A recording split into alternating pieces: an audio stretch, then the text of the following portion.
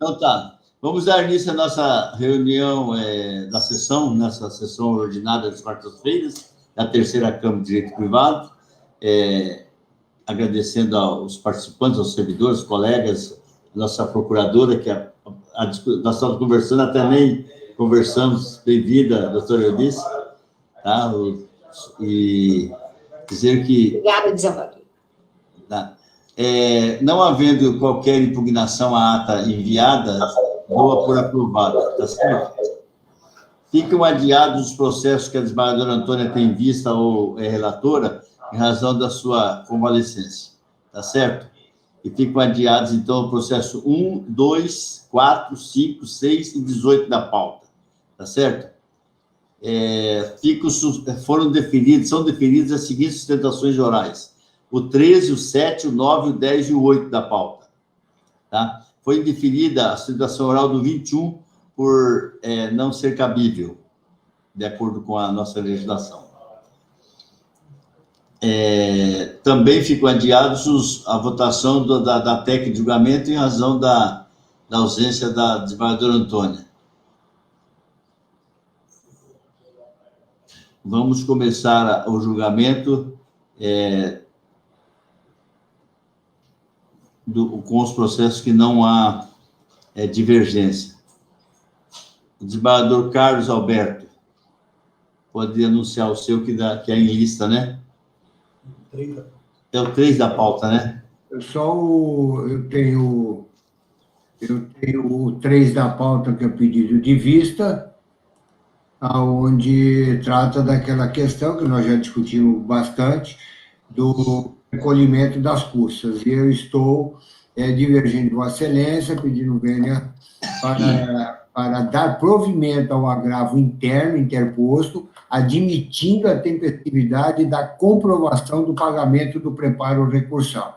E o desembargador Guiomar está aguardando. O desembargador Guiomar, até havíamos conversado sobre esse assunto, é uma matéria... o desembargador Guiomar vai acompanhar Vossa Excelência, desembargador Guiomar, nessa questão das custas. E eu também vou abrir um parênteses aqui para dizer o seguinte: nós tínhamos esse entendimento na Câmara de que a juntada é do dia da distribuição do recurso. O desembargador Carlos, como ele criou a portaria, criou também toda essa situação da interpretação minha, disse que não, que ele tem os 5 dias, porque o próprio sistema não permite ao advogado, muitas vezes, gerar a guia e pagar. Então, para evitar esses problemas, foi criada essa portaria e a lei de custas do Estado permite isso. Então, eu vou rever o meu posicionamento a partir de hoje com relação a isso. Então, todos os recursos, o advogado tem 5 dias para recolher e apresentar as custas, tá certo? A guia. Mas o Guiomar tem até a tese que não precisa nem apresentar, porque deveria cair no sistema e aparecer no próprio sistema. Porém, enquanto isso não ocorrer, deverá ser apresentado nos 5 dias subsequentes. Então, eu vou aderir ao voto do desembargador Carlos, de modo que vamos, então, prover a unanimidade o agravo interno e vamos dar prosseguimento no agravo de instrumento. Tá certo? Eu não tenho nenhum processo. Desembargador Dirceu? Oi, pois não.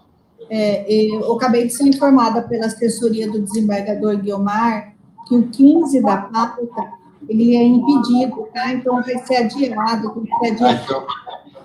Então vamos adiar, fica anunciado o adiamento do 15 da pauta, que é um recurso da minha relatoria, tá certo? Então eu vou anunciar os meus agora. O 16 é acolhido. Pergunta à senhora procuradora se ratifica todos os pareceres. Você se mantém os pareceres desse processo? Sim, senhor. Todos ratificados. Então tá. Então, 16 é acolhido, 17 é rejeitado, 19 é desprovido, 20 é desprovido, 21 é provido, 22 é provido, tá certo? Desembargador Zucchi, o senhor tem os processos que não tem sustentação oral. É o 11 e o 12, né? Mas eu já adiantei a sua assessoria, Vossa Excelência, que vou pedir vista desse processo, o 11 e o 12. Tá certo? Certo, eu só quero adiantar, porque é o desembargador Guiomar que vai participar. Desembargador Guiomar, se trata daquela obrigação de exigir da Unimed o fornecimento de medicamento que não faz parte do rol da Anvisa e que não há evidência científica da efetividade desses medicamentos. Em novembro do ano passado e dezembro, houve decisão do STJ, da ministra Maria Isabel e do ministro Salomão, no sentido de que não há como obrigar a prestadora de serviço, caso da Unimed, a fornecimento, sob pena de que haveria quebra de contrato e que também inviabilizaria o equilíbrio financeiro. Então, eu estou seguindo o entendimento recente do STJ, no sentido de não ver responsabilidade do fornecimento nessas situações que o medicamento não está relacionado na Anvisa, não está autorizado e que não há evidência científica suficiente a justificar os fornecimentos.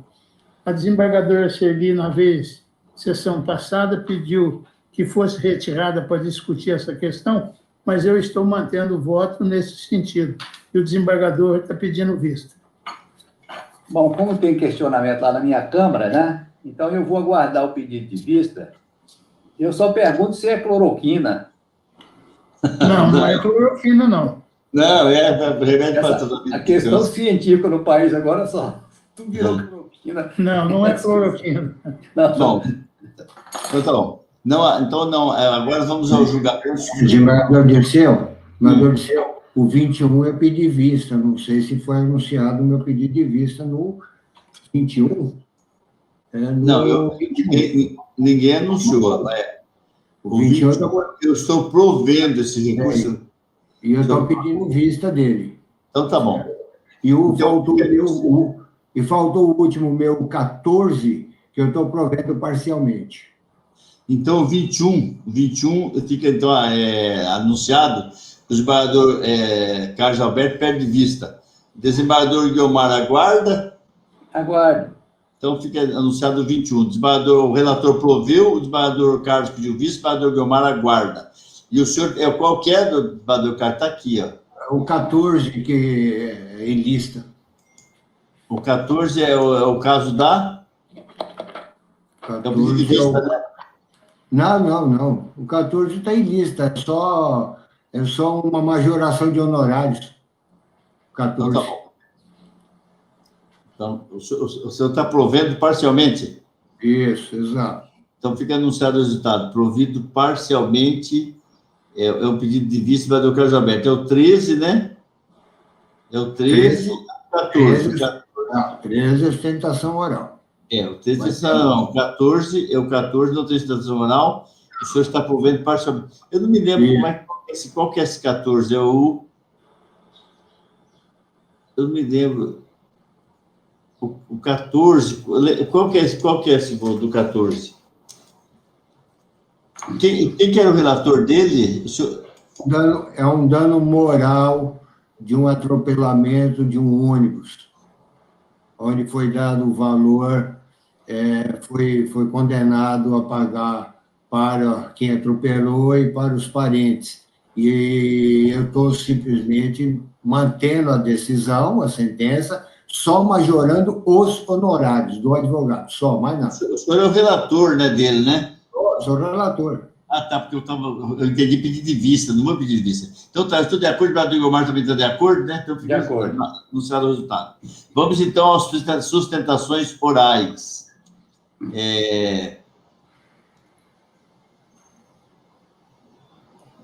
Vamos começar pelo número 7 da pauta, o desembargador Zucchini.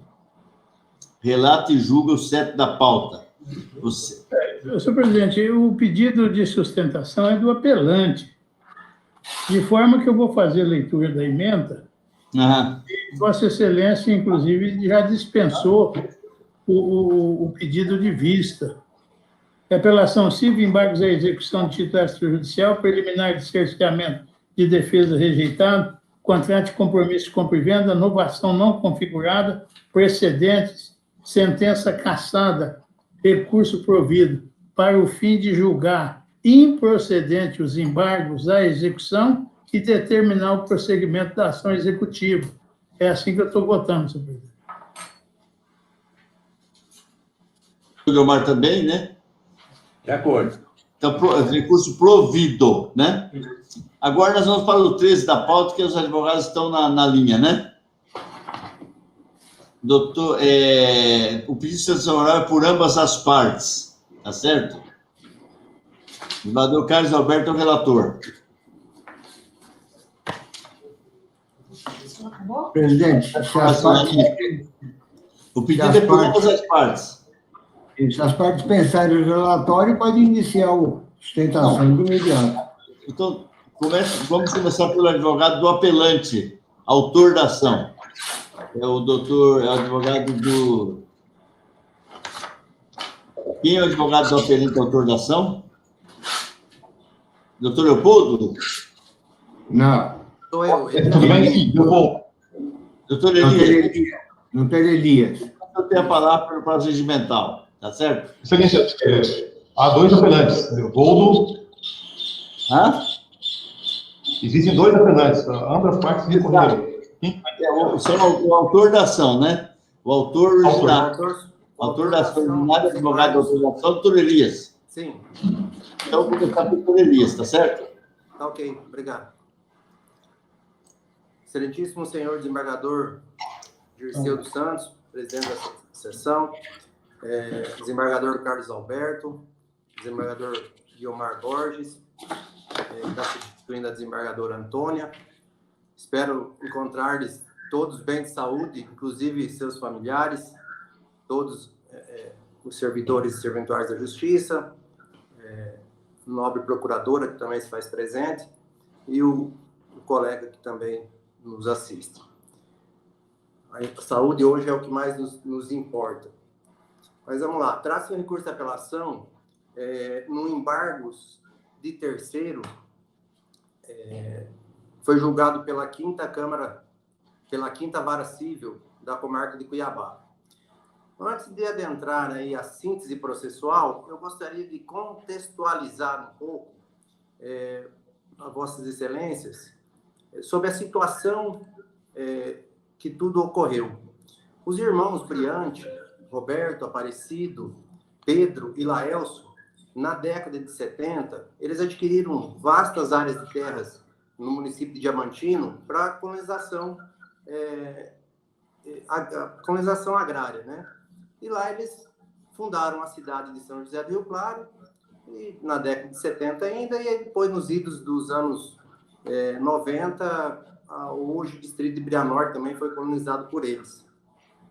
Os 4 irmãos, com a colonização, eles adquiriram uma área grande, foram vendendo, picando ela, vendendo os pedaços, e ficaram com vários imóveis em nome dos 4.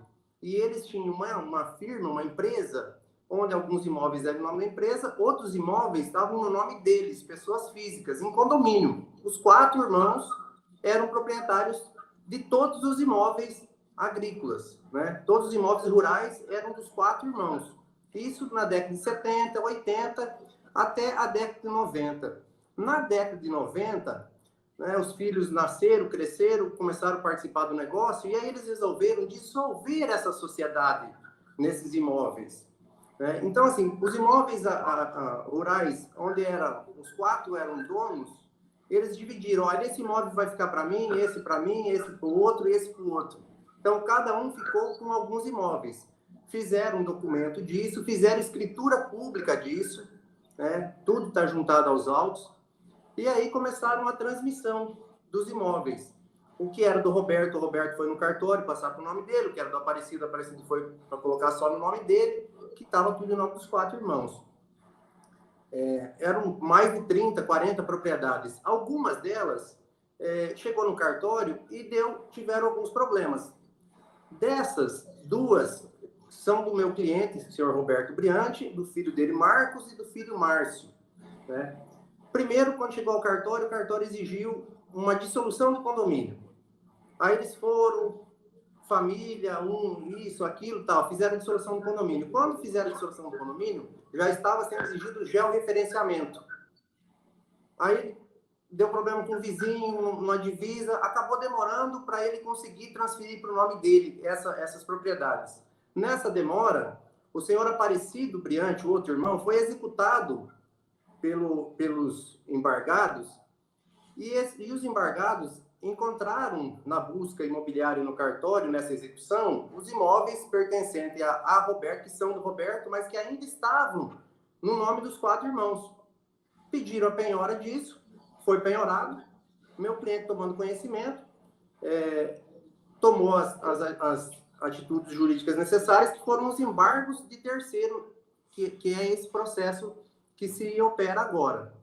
Nos embargos, a gente juntou toda a documentação, a dissolução do condomínio, as escrituras, tudo restou comprovado, né, que a propriedade é exclusiva desses imóveis do senhor Roberto, do senhor Márcio e do senhor Marcos, que são os filhos dele. No entanto, na instrução processual, a juíza entendeu por bem realizar uma audiência de instrução. No saneamento do processo, ela saneou o processo e pediu para realizar audiência de instrução para comprovar a posse dos imóveis. A gente fez desse pedido, a parte contrária entrou com uma petição dizendo que não cabia essa audiência de instrução. A juíza indeferiu o pedido deles, eles, ao passo de agravarem, que era o recurso cabível, eles fizeram um pedido de reconsideração. O pedido de reconsideração foi indeferido e a audiência se realizou. Ou seja, houve a preclusão dessa matéria, que é o tema da apelação deles, um dos temas da apelação deles.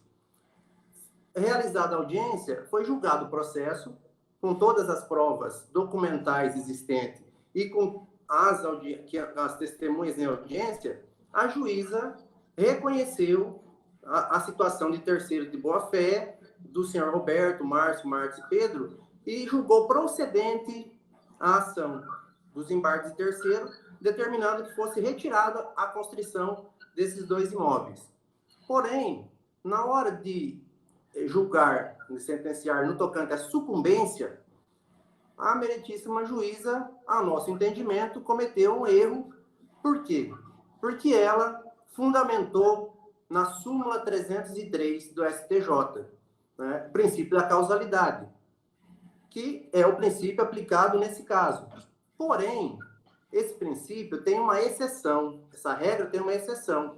O princípio da causalidade tem uma exceção, e essa exceção não foi observada pela magistrada. Porque o princípio da causalidade diz que quem der causa aos embargos deve arcar com a sucumbência. Ok, nesse caso, o meu cliente, ou os embargantes. Porém, se os embargados, ao tomarem conhecimento das provas, dos documentos, eles mantiverem a pretensão resistida na ação, eles atraem para si o ônus da sucumbência. E isso não foi observado. E a pretensão resistida houve, e está havendo até hoje, no recurso de apelação deles. Eles, mesmo diante de todos os documentos, todas as comprovações, as testemunhas, que estou comprovado que as 2 áreas pertencem exclusivamente aos meus clientes, eles continuam resistindo a essa pretensão. E por essa resistência à pretensão é que deve ser invertido o ônus da sucumbência. A sucumbência, quem deve arcar, é quem atraiu para si. Nesse caso, foram os embargados. Então, o nosso pedido é a manutenção do mérito da decisão, que reconheceu os documentos existentes, e a exclusiva propriedade dos embargantes, e a inversão do ônus da sucumbência, levando em consideração a exceção da súmula 303. Né?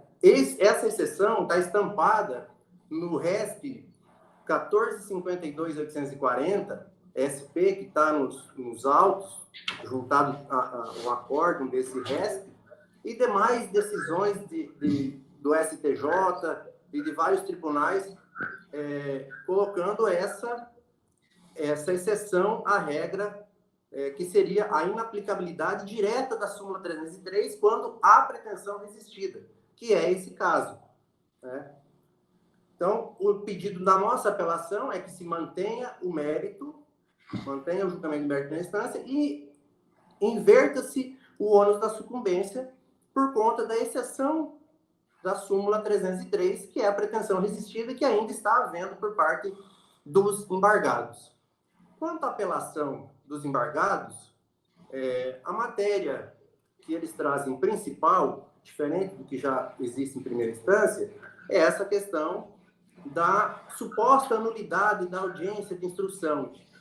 Porém, eles alegaram isso, quem pediu a audiência foi a juíza, eles alegaram isso, que a audiência era indevida, que não podia ocorrer, a juíza indeferiu essa alegação, eles fizeram, em vez de agravarem, pediram a reconsideração, a juíza não reconsiderou, manteve a audiência, realizou a audiência, e agora eles vêm alegando essa nulidade.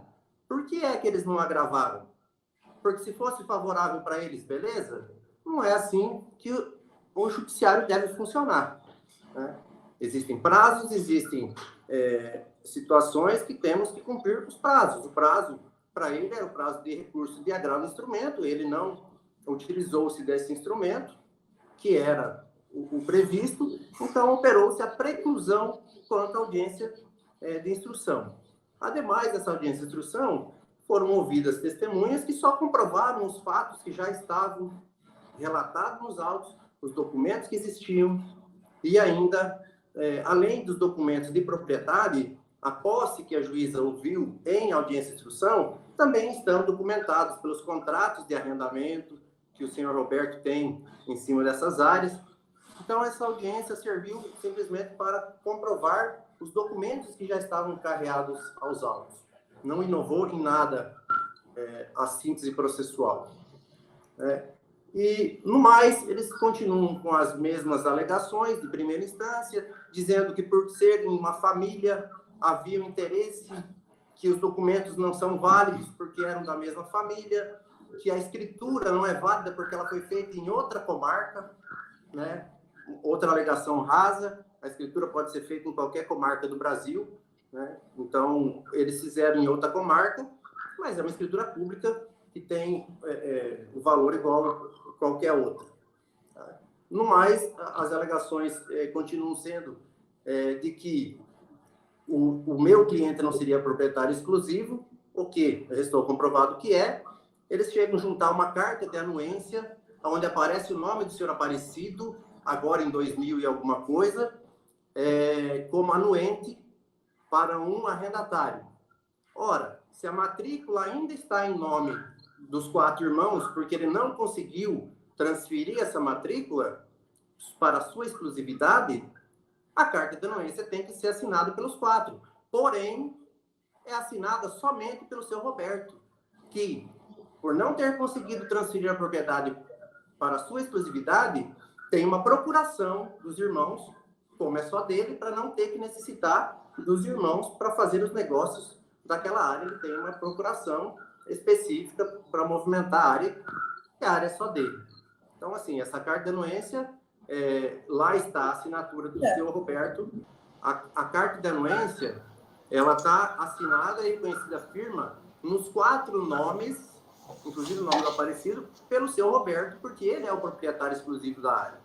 Então, as alegações dos embargados na apelação deles são vagas, são rasas e não mudam em nada toda a documentação apresentada, devendo assim ser indeferida a apelação dos embargados.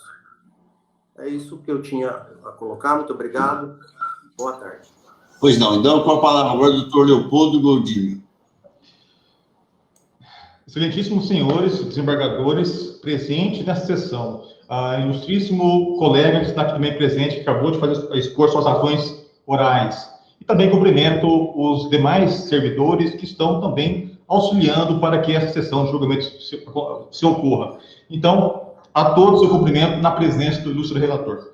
Excelências, o caso, na verdade, embora o ilustre colega tenta expor aos apelantes, senhor João Romeu Dili e demais, que eles têm convicção de que os proprietários da área penhorada são os seus próprios clientes, no caso apelados, 2 documentos simples que sequer foram mencionados agora nas ações orais, colocam por terra a questão da possível ou evidente suposta propriedade de demais. Imagina a situação, irmãos tentando, via manobra, eximir um bem de propriedade do outro irmão numa ação a qual ele é devedor. Essa ação é uma ação anulatória que tramitou no juízo da 5ª Vara Civil da Comarca de Cuiabá, e essa ação anulatória foi julgada procedente, confirmada perante esse grande tribunal, e os apelantes se consagraram vencedores. Em 2013, foi promovido, então, o cumprimento de sentença, e na busca de bens possivelmente livres, desembaraçados dos devedores, Aparecido Briante e Olinda Raquel Briante, se encontrou as 2 áreas penhoradas que é objeto desse desembargo terceiro. Áreas penhoradas que estão, até hoje, em nome dos devedores, irmãos dos apelados. E justamente após a penhora e consequente avaliação das áreas, surgiu os embargos terceiros manejados pelos irmãos do devedor.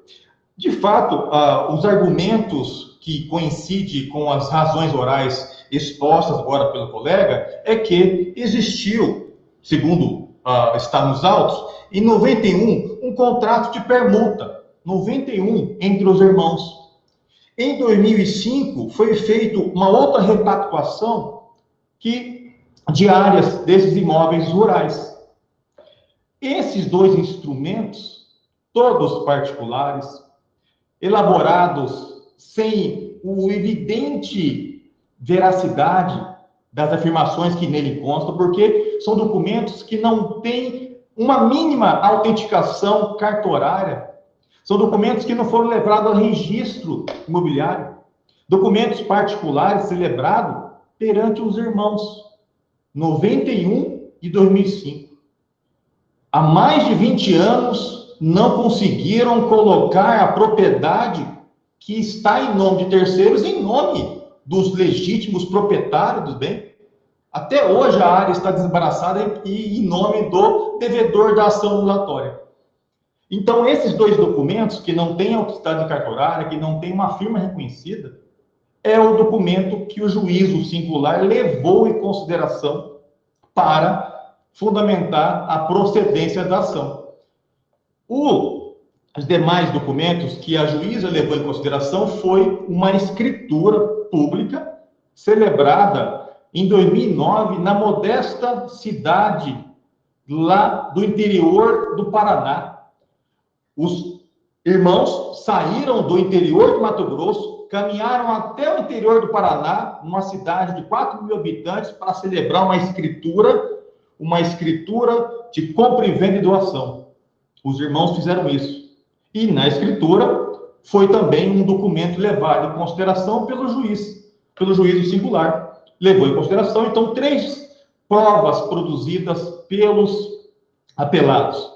O contrato de 91, o contrato de 2005 e também uma escritura pública firmada em 2009 no interior do Paraná, que na própria escritura fala: este instrumento irá se regularizar se atendido o registro na serventia onde se situam os imóveis.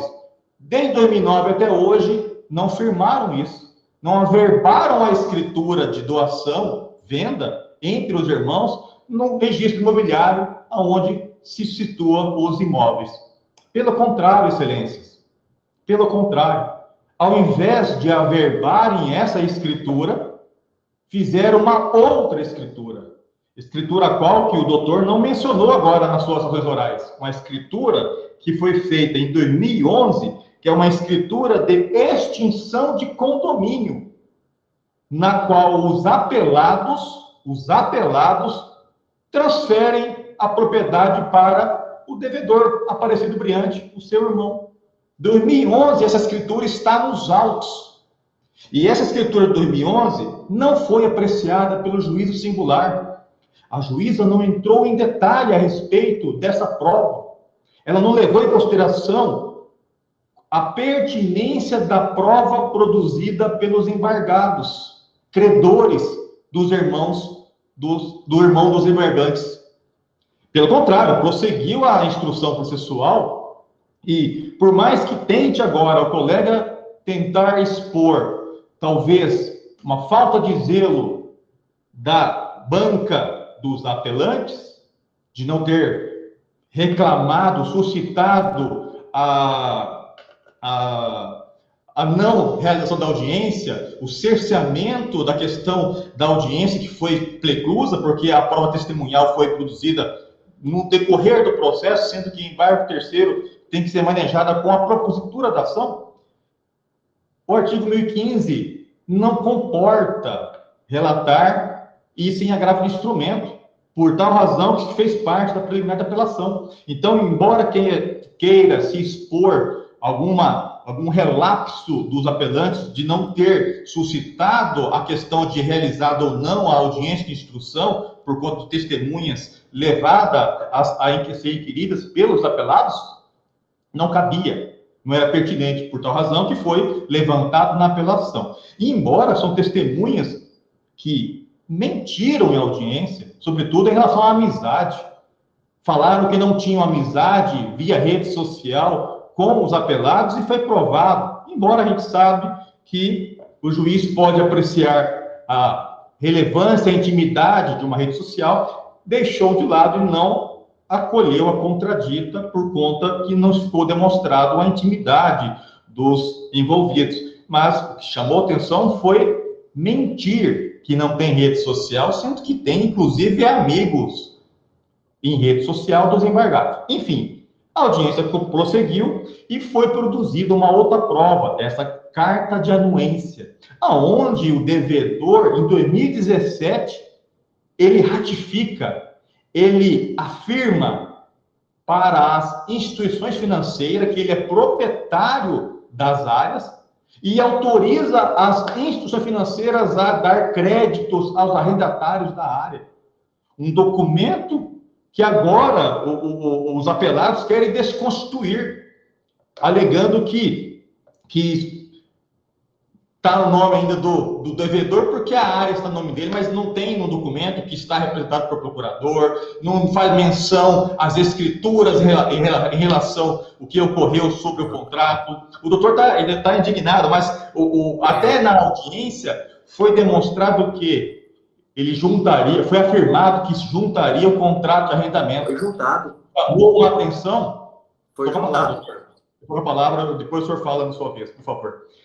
Falou-se no diante de instrução que se porventura existisse o contrato de arrendamento, ele seria juntado sem uma firma em cartório, ou se tivesse a firma em cartório, seria posterior à carta de anuência. E não deu outra. O documento juntado na ação, nas eleições finais, é de 2019. Pode verificar que tanto esse contrato de arrendamento, que simula o arrendamento e possivelmente que figura os embargantes como proprietário da área, foi reconhecido em 2019. O contrato de 91 de 2005 não tem firma reconhecida em cartório. Foi celebrado pior que instrumento de gaveta, como costuma se dizer nos bancos das faculdades. Não vale perante terceiros. Não tem nada a respeito disso. Então, por duas situações, é que os apelantes embargados na ação estão suscitando a nulidade das provas produzidas de forma maliciosa, como uma manobra de eximir os bens do real proprietário das áreas.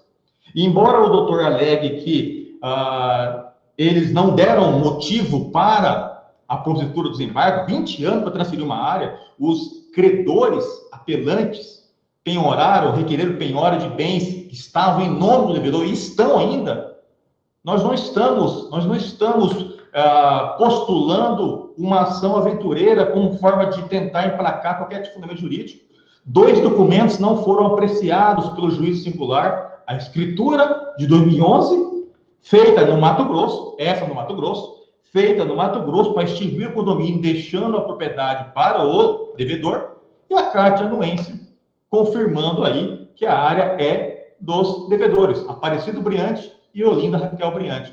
Por tal razão, desses 2 documentos, que são as razões do nosso apelo, não está esclarecida a verdade real, e por tal razão a gente insiste, sim, em buscar essa verdade real. Nós não estamos litigando como forma de tentar emplacar qualquer tese jurídica. E como o doutor disse que os apelantes, no caso embargados, estão tentando, mesmo sabendo da verdade real. Nós não sabemos da verdade real. Tem documentos que não foram apreciados pelo juízo singular. Então, entrando no mérito da apelação dos apelantes em relação aos honorários de sucumbência, embora a gente acredita que terá pertinência no provimento da nossa apelação, caso isso não seja o entendimento de Vossas Excelências, os apelantes não têm conhecimento até hoje da veracidade do suposto negócio existente entre os irmãos.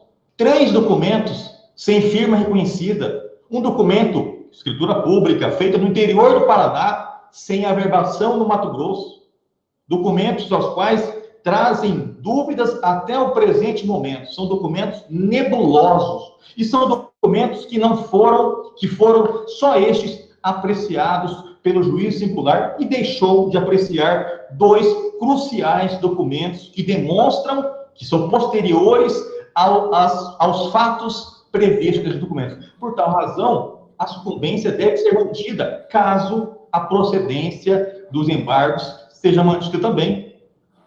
20 anos para transferir uma área, não teria como os embargados, os apelantes, terem ciência que a área de terceiro, sendo que foi até o registro imobiliário e conseguiu ver a propriedade. E mesmo após a suscitação dos embargantes, os documentos são nebulosos. Até hoje, a área está em nome dos devedores. E, inclusive, um fato que deve chamar a atenção agora é que, nos fundamentos dos embargos, os embargantes alegam que não transferiram a área por questão do georreferenciamento. 20 anos para fazer isso, não fizeram. Agora, nas razões orais do colega, não fizeram por problemas com vizinhos. Não mencionou o problema do georreferenciamento. Então, aonde está a certeza dos embargados em relação com a propriedade é do embargante? Por essas razões, nós propusemos a apelação como que seja reformada de modo a ser julgado improcedente os embargos de terceiro opostos pelos embargantes. Termino minhas razões orais. Pois não, desembargador Carlos. Obrigado, desembargador Dirceu. Eu distribuí meu voto, como nós sempre fazemos. Vossa Excelência já tem conhecimento dele. E a questão, eu reputo que ela é simples.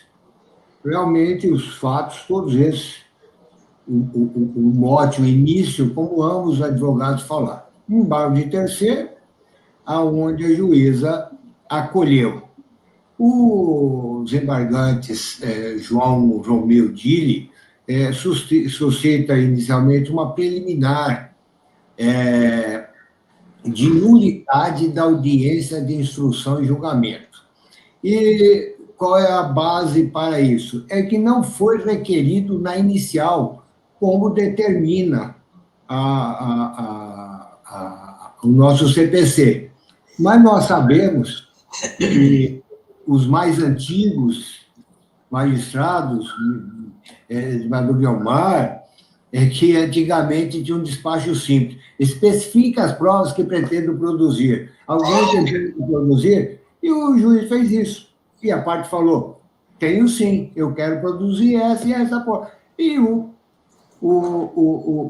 magistrado fez a audiência. E se tornou o quê? Preclusa essa matéria. Não tem a menor dúvida. Então, eu estou rejeitando essa preliminar, porque ela está preclusa, e, além do mais, foi requerida a produção de provas em face da decisão do próprio magistrado. Então, eu estou rejeitando essa preliminar, certo? De acordo. Senador Guiomar. Também estou de acordo. Rejeito. Entrando no mérito da questão, nós sabemos hoje que o próprio STJ, ele editou a súmula em que a súmula 84, que fala que é admissível a oposição de embargo de terceiro fundados em alegação de posse advinda de compromisso de compra e venda de imóvel, ainda que desprovido do registro. Ele está se referindo até ao quê? A compromisso de compra e venda. E vamos ver quais são os documentos que tem nesses autos. A Constituição é de 2013. Há um contrato particular de permuta datado de 91. Os advogados se referiram a ele, de 91. E 2013 é a Constituição. Há também uma minuta de contrato datada de 2004. Há contrato de repactuação de 2005. A escritura pública de 2009. Ou seja, todos os atos anteriores a qualquer Constituição. E há a prova produzida em audiência também. Então, eu não vejo como desprover essas provas, desmerecer essas provas documentais. Se elas fazem parte de anos e anos e não foi averbado, não foi levado a registro, né, o documento ele é válido, e o documento não foi desconstituído em nenhum momento. Então, a prova documental, além da testemunha, ela existe. Então, eu estou mantendo a sentença em que julgou procedente os embargos de terceiro.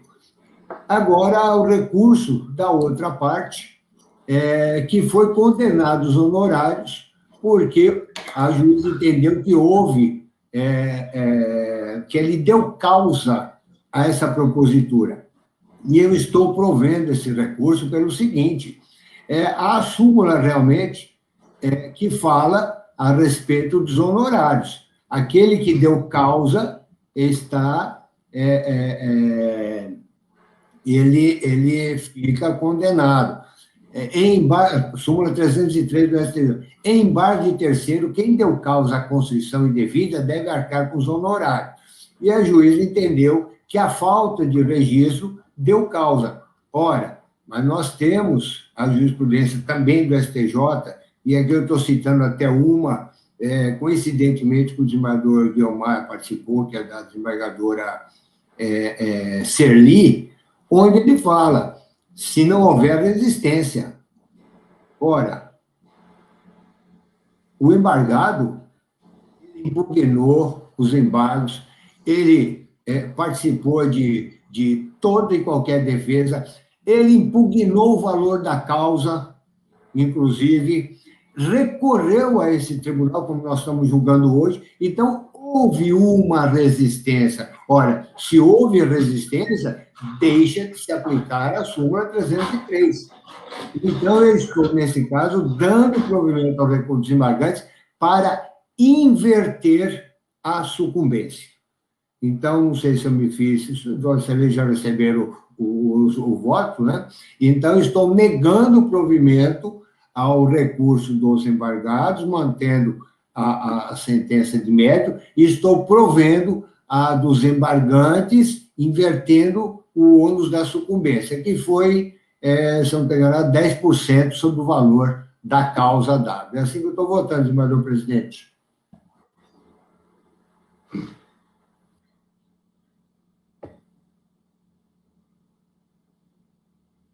Desembargador Guiomar, como vota? Eu vou acompanhar o relator, senhor presidente. Então, tá, unanimidade, recurso do primeiro desprovido, segundo, ambos desprovidos, né? Não, provido do... Provido, cadê aqui? Peraí. Provido do apelante réu, né? Na ação inicial, né? Do embargante. E desprovido do apelante embargado.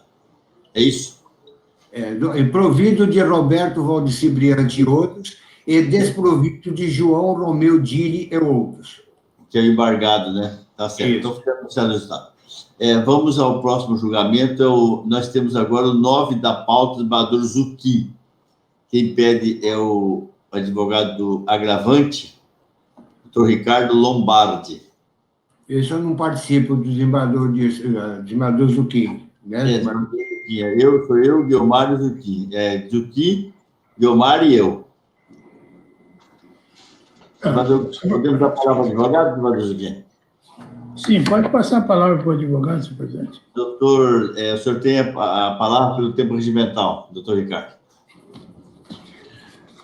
Boa tarde, excelências. Uma boa tarde a esta colenda Câmara Civil. Pois bem, trata-se de um agravo de instrumento para a concessão da tutela de urgência, com vistas à destituição de administrador de sociedade empresária ou, de maneira subsidiária, a nomeação de um observador judicial que possa acompanhar essa administração e, enfim, prestar os devidos esclarecimentos e relatórios aí ao juízo.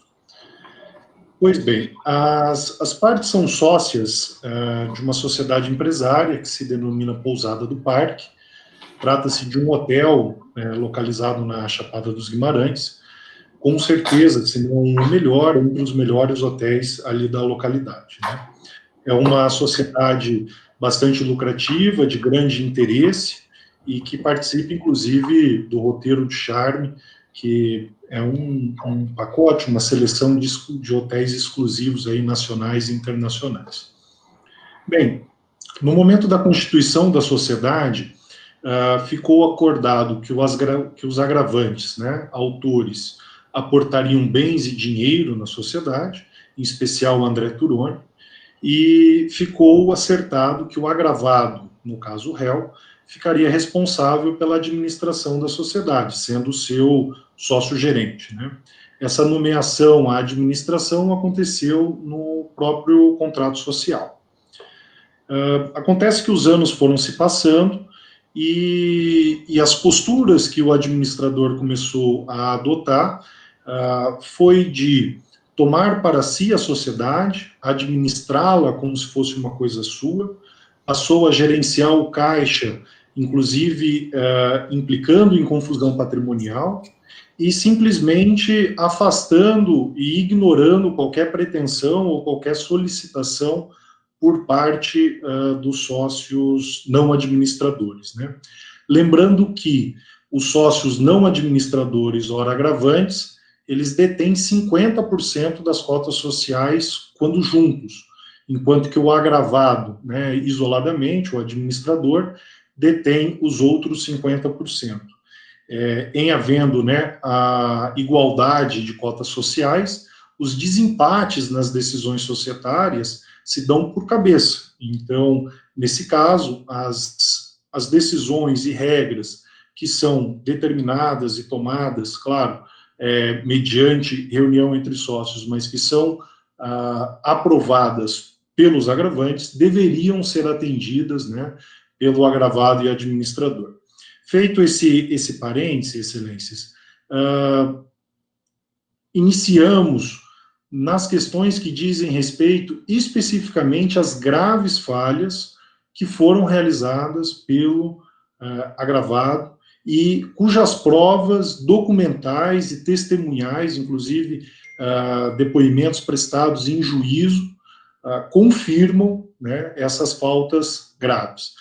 A primeira delas, excelências, e eu acredito que seja aquela que pode ser evidenciada de maneira evidente, é a confusão patrimonial entre o caixa da pousada e as contas particulares e uma outra atividade econômica que é desenvolvida exclusivamente pelo réu agravado e sua família. Veja, o agravado e sua família possuem uma propriedade rural, na qual exploram pecuária, que não diz respeito em nada à pousada do parque, e com ela também não se confunde em nada. No entanto, o réu, pelo menos ao que temos conhecimento desde 2013, porque, veja, tomamos conhecimento dessa prova quando consultamos um outro processo que diz respeito à administração dessa fazenda, e nela nós pudemos constatar que o réu utilizava recorrentemente o caixa da pousada do parque para pagar o ITR da fazenda, para pagar FGTS pessoal da senhora Judite, que é mãe do administrador, previdência social da senhora Judite, prestadores de serviço para a atividade agropecuária e pessoais do réu, como, por exemplo, contador, ponto de se realizar o pagamento de um acordo trabalhista de um colaborador dessa fazenda através de recursos da pousada do parque. Aí existem outros comprovantes, como contas de energia, depósitos de uma conta na outra sem qualquer justificativa, razão ou autorização. Tá? Nos autos, tanto na petição inicial quanto na peça de agravo de instrumento, existem recibos, existem comprovantes de pagamento, existem transcrições de provas testemunhais colhidas em juízo em outros processos, e laudo pericial confirmando a confusão patrimonial entre essas contas. Veja, o caixa da empresa é um dos pontos basilares de qualquer administração. Não se pode tratar o caixa ou as receitas de uma empresa como uma coisa sua, como uma coisa própria, ao seu bel prazer. O administrador tem o dever de zelar pelos interesses da empresa e, ao mesmo tempo, respeitar os demais sócios, porque isso tudo ocorreu à revelia e de maneira escondida. Mas, poxa, 2013 e só agora, mas nós tivemos conhecimento dessas provas agora, ao consultar um outro processo judicial. É importante que se diga que não há prestação de contas nessa empresa. Não há prestação de contas mercantis, anuais e designações de assembleia, apesar das inúmeras solicitações dos sócios não administradores. Então, veja, excelência, nós não tínhamos o conhecimento do fato porque o fato nos era ocultado. E as provas que nós conseguimos não foi através da prestação de contas, porque ela também nos foi ocultada. Foi através de diligências e que, de uma maneira indireta, isso veio à tona. Ou seja, com prestação de contas adequada, sem sombra de dúvidas, nós teríamos inúmeras outras provas dessa confusão patrimonial. E por si só, não há nada mais temerário do que utilizar recurso de terceiro em proveito próprio. Ademais, excelências, até em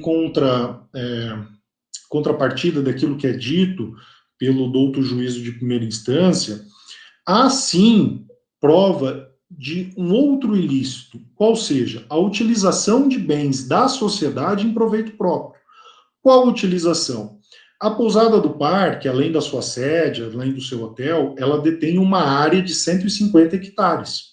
Essa área deveria ser utilizada única e exclusivamente para as atividades de turismo, caminhadas, fotografias e assim por diante.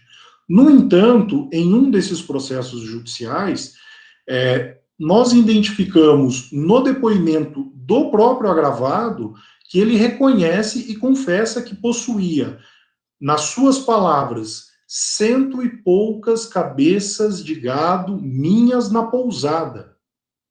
Veja, excelências, a prova, a confissão prestada em audiência em juízo, que, se me permitem, irei narrar.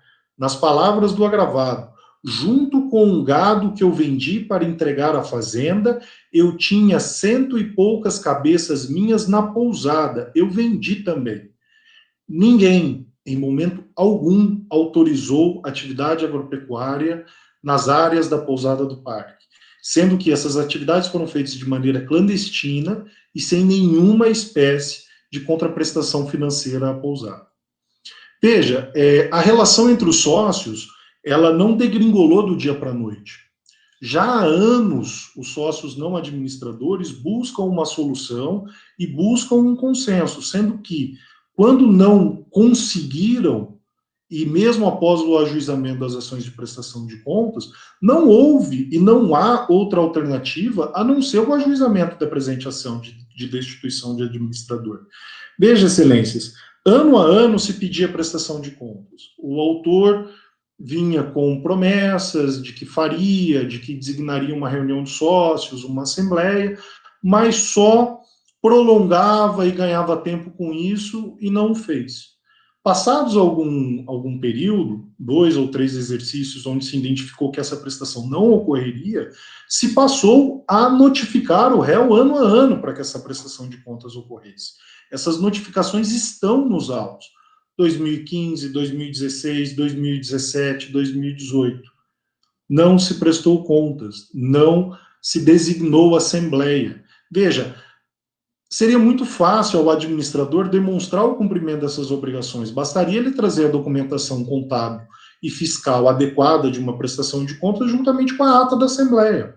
A falta desses documentos é a prova de inexistência de prestação de contas, de inexistência de repasse de recurso. Veja, excelências, como o próprio réu reconhece em suas contrarrazões, a Sociedade Pousada do Parque é um hotel de alto atrativo, é um hotel que recebe inúmeros hóspedes. É, sim, uma atividade lucrativa. Não é uma atividade não lucrativa. E veja, nós aqui não estamos apontando se o réu faz um bom trabalho na gerência perante os hóspedes. O que nós estamos colocando é que perante os sócios há a falta, há o descumprimento. E mesmo diante das notificações, nada ocorreu. Ajuizamos 2 ações judiciais de prestação de contas de períodos distintos. Nenhuma conta foi prestada.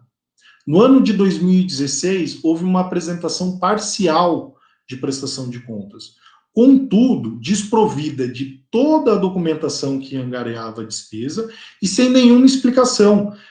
Dentre os pontos em que se solicitou esclarecimentos ao administrador, é por qual razão, no período de alta temporada, há uma receita menor do que no período de baixa temporada. Evidentemente, esses números foram trabalhados. E quando nós pedimos a documentação que embasava os lançamentos, porque a prestação desse período dava que a propriedade, dava, na verdade, que a empresa era insolvente, que acumulava prejuízos, nada foi apresentado, simplesmente foi dado de ombros e, por esse motivo, as contas foram reprovadas. Mas veja, é uma sociedade que existe há mais de 15 anos, e mais precisamente, desde 2015 a cá, ano a ano, esses documentos são solicitados e não são prestados. Então, juntamente com esses fatos, e principalmente a confusão patrimonial, a utilização da área da pousada para benefício próprio e a falta de prestação de contas, todas comprovadas por documentos juntados na inicial e no agravo de instrumento, e também embasados em provas testemunhais colhidas em audiências em outros casos, demonstram a péssima e temerária administração e grave risco aos sócios. Excelências, sem a intervenção deste juízo, no sentido de afastar o sócio administrador, nomeando os 2 outros sócios, que juntos detêm 50% das cotas, como administradores, ou ao menos um observador judicial, para que o juízo, de uma forma imparcial, receba essas provas de falta de cumprimento de decisões, de prestação de contas e assim por diante, essa situação se perpetuará, o sócio utiliza em seu favor o quórum previsto na legislação de maioria, ou seja, 50% mais 1, para a mudança do administrador, dá de ombros aos demais e espera que um dia os outros sócios se cansem e possam vender a empresa a preço de banana a eles. Porque no frigir dos ovos é isso que o sócio administrador espera. E sem a decisão de tutela de urgência, infelizmente, e com o devido respeito, nós estaremos chancelando essa postura irregular, cujas provas trazidas são irrefutáveis. Nós trouxemos planilha e comprovantes de pagamento que dão conta da saída do recurso do caixa da pousada do parque para pagamento de obrigações pessoais e particulares do sócio. Por isso, excelências, pedimos a análise dessas provas e das demais razões que trazemos no agravo de instrumento. Mas, pela brevidade, trazemos aqueles que nós entendemos serem os principais pontos. Por essa razão, pedimos o provimento do recurso, agradeço a oportunidade, o tempo, e aguardamos e esperamos o julgamento de provimento. Pois não, os valores do Kim. Senhor presidente, eu encaminhei previamente a Vossas Excelências o meu voto e chamou deverosmente a atenção pelo pronunciamento do outro advogado, e eu vou pedir a compreensão de Vossas Excelências para trazer em julgamento na próxima sessão. Eu gostaria de reanalisar essa com mais carinho. É o pedido de antecipação de tutela, né? Sim. Tá certo. Então tá. Então fica adiado a leitura do voto para a próxima sessão virtual. Parece que nessa não haverá, né? Na próxima, daqui a 15 dias. Tá certo? Embora registre que eu já encaminhei antecipadamente o voto a Vossa Excelência. Certo, mas Vossa Excelência vai revisitar. Então fica anunciado o adiamento da leitura do voto para a próxima sessão com a mesma turma julgadora. Eu, Edvaldo Zucchi, Guiomar e Dirceu. Tá certo? Obrigado, doutor. Agora vamos para o voto número 10 da pauta. Edvaldo Zucchi. Acredito que o apelante vai declinar da sustentação oral após Vossa Excelência anunciar talvez o resultado. Senhor presidente, Doutora Marcela Martins. a questão posta nesse recurso... Dá licença. Ela é apelante, né? Sim. Dá licença, desembargador Dirceu. O 8º, ele foi adiado para a próxima sessão por videoconferência, tá? Videoconferência, eu falo virtual, para mim tudo é virtual, mas desculpa. Há uma diferença, é videoconferência. A mesma sessão em que ele está pautado. O mesmo processo, tá certo. Continua, senhor presidente? Continua, com certeza. A doutora Marcela é advogada do apelante, certo? Sim, exatamente, excelência. Doutor Marcelo, eu estou dando provimento ao recurso para que realmente a incidência dos juros de mora ocorra a partir da citação, que é o objeto do recurso. Eu estou Eu estou de acordo, mas o Guiomar também está. Obviamente. Já declina? Perfeito, declino, sim. Então, ficando declinada, obrigado pela citação oral. O desembargador Guiomar confirma o voto, eu também confirmo. Então, tá. Obrigada, excelência. Nada, até logo. Agora vamos para o último julgamento de hoje, se Deus quiser, o 8 da pauta. Desembargador Zucchi relata e julga. Doutor Edmar Jesus é o agravante e que tem a palavra para a sustentação oral. Doutor Edmar, o senhor é advogado do agravante, certo? Certo, excelência. Então o senhor tem a palavra para caprichar na sustentação oral, tá certo? Isso aí. Egrégio Tribunal, excelentíssimos desembargadores, é uma satisfação usar a tribuna virtual, viu? Mesmo que à distância, poder vê-los e poder argumentar para com vossas excelências, para que nós possamos aí aprimorar, somar com a atividade aí jurisdicional.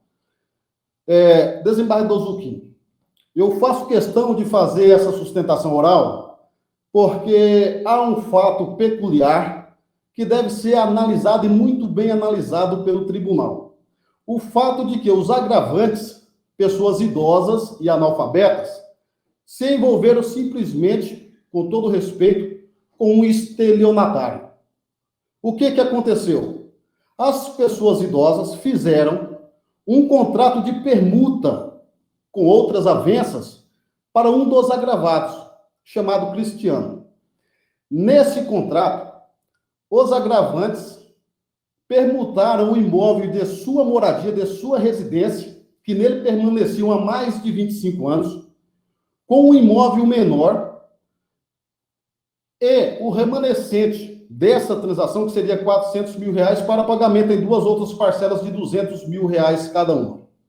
Então, os agravantes firmaram um contrato no qual deixaram a posse do seu imóvel, da sua residência, e firmaram com um agravado uma outra permuta em um imóvel maior. O imóvel dos agravantes, 700 mil, o imóvel do agravado, 300 mil, e sob condição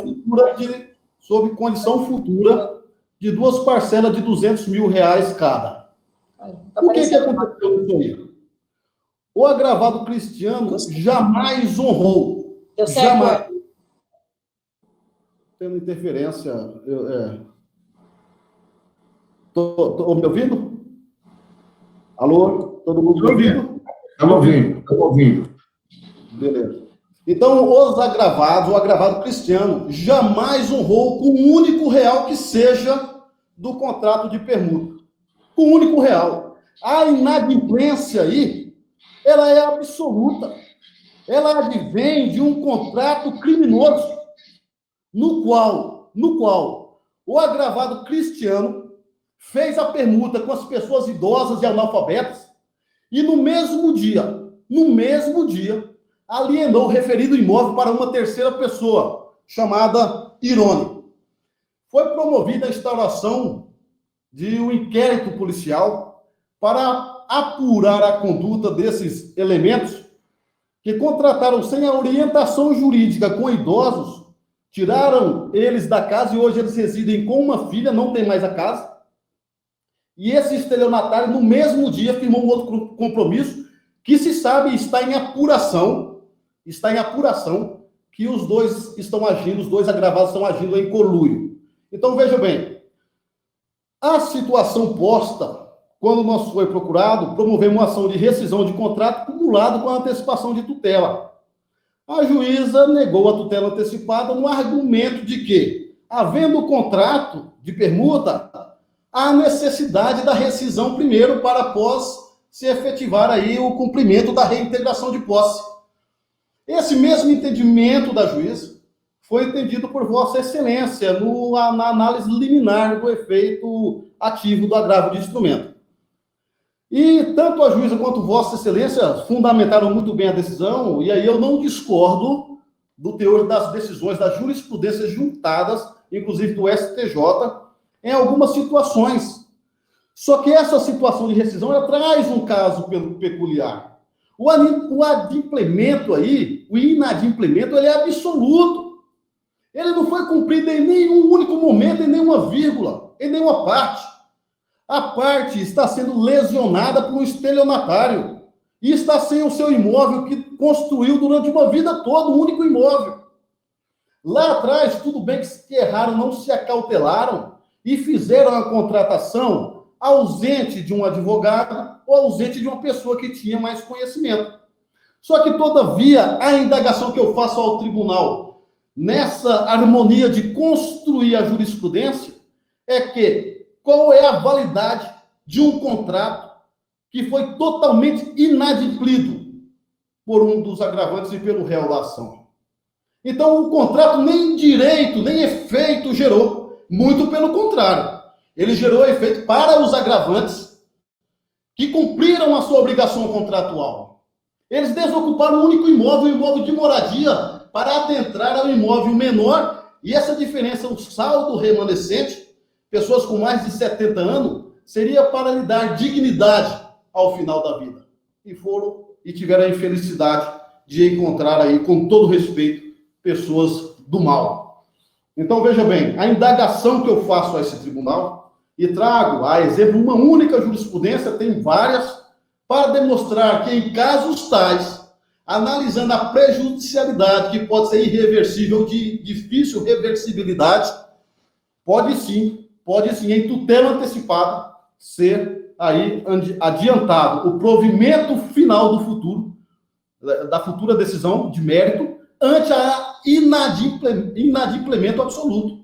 Então, diz uma jurisprudência do Tribunal do Rio Grande do Sul, e eu peço vênia para a leitura dela, que diz o seguinte: caracterizado o inadimplemento das prestações pecuniárias da promessa de compra e venda nos respectivos termos de vencimento e não comprovadas pelo agravante, por outro lado, as causas exculpantes com base nas quais se pretende legitimar a retenção da coisa, não há reformar a decisão que conhece em cognição sumária a validade do contrato, declara o respectivo inadimplemento e antecipa, com base nisso, os efeitos fáticos de ulterior rescisão, reintegrando a promitente vendedora na posse do imóvel.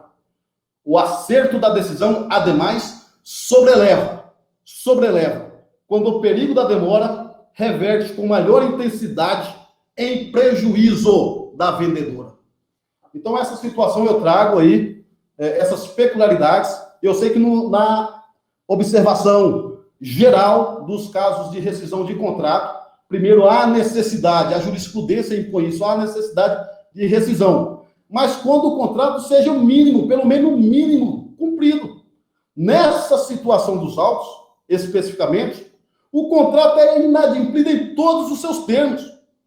E os agravantes, pessoas idosas, eles estão sem a posse em seu único bem, que foi objeto do contrato. Ou seja, eles cumpriram com a obrigação. A outra parte não, Excelência.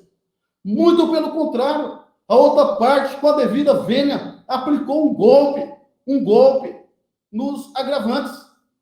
E no mesmo dia disse que alienou o imóvel por R$1 milhão para a senhora chamada Irone. Isso está sendo motivo de observação, de inquérito, porque hoje se sabe que os dois estão em conluio. Inclusive, são sócios em várias empreitadas. Invasão de propriedade, esbulho possessório, e está aí essa situação. Então, eu peço, calorosamente, me desculpe a forma combativa de me expressar, mas essa situação realmente, ela é peculiar. A gente sabe, tem um contrato, todavia o contrato foi absolutamente inadimplido pelos agravantes. Então, eu faço essas considerações aí no objetivo de somar com o tribunal, com a jurisprudência do tribunal, porque o direito, assim como é a vida, ele se evolui em suas peculiaridades. Muito obrigado.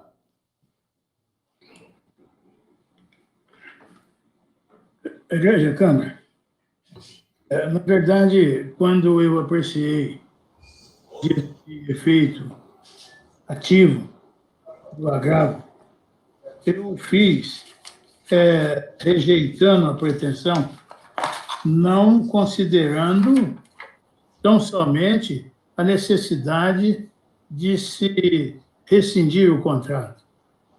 Eu o fiz levando em consideração algumas situações que eu entendi imprescindível a dilação probatória. Se houve golpe, se realmente eles foram iludidos, isso depende de dilação probatória para constituir o vício na relação contratual. A coisa que me chamou a atenção para não acolhimento foi o fato de que o imóvel não se encontra em nome dos agravantes. O imóvel não está no nome deles. Levei em conta também que o imóvel já foi transferido para uma terceira pessoa.